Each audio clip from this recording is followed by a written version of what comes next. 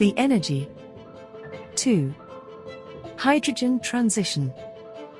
Need for change. The greenhouse gases emitted in a business-as-usual scenario would lead to an increase of the average global temperature of about 4 degrees Celsius. This, in turn, would raise sea levels, shift climate zones, and make extreme weather and droughts more frequent, as well as causing other changes, all impacting biological, social, and economic systems. Global decarbonization was only 2.4% in 2019. Achieving the Paris Agreement goal of limiting warming to 1.5 degrees Celsius and delivering net zero will now require a 5 times increase in the rate of global decarbonization every year, and must start now. Why hydrogen is key to the global energy transition.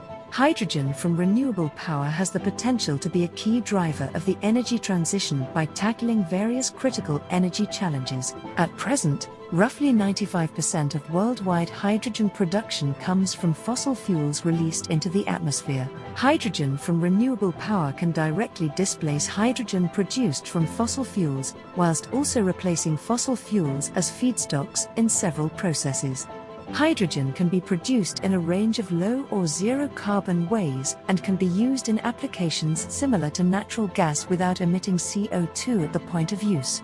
As well as contributing to decarbonizing the gas grid, blending hydrogen into the grid could be a potential source of reliable demand for hydrogen, and play a strategic role in unlocking investment in low-carbon hydrogen production facilities in future. Hydrogen's main benefits. Hydrogen can be produced from diverse domestic resources with the potential for near-zero greenhouse gas emissions. Once produced, hydrogen generates electrical power in a fuel cell, emitting only water vapor and warm air. Hydrogen holds promise for growth in both the stationary and transportation energy sectors. For example, used to fuel trucks, rail, or even aircrafts. Excess solar and wind power in the grid can be converted into hydrogen, which can be used elsewhere or even to produce electricity. Growing support of hydrogen. The number of countries with policies that directly support investment in hydrogen technologies is increasing, along with the number of sectors they target. Without setting any firm numerical target, UK Prime Minister Boris Johnson promised to scale up the UK hydrogen industry. He also set aims to create a new town powered entirely by hydrogen, as the UK phases out new gas-heated builds by 2030. Current hydrogen adoption restrictions.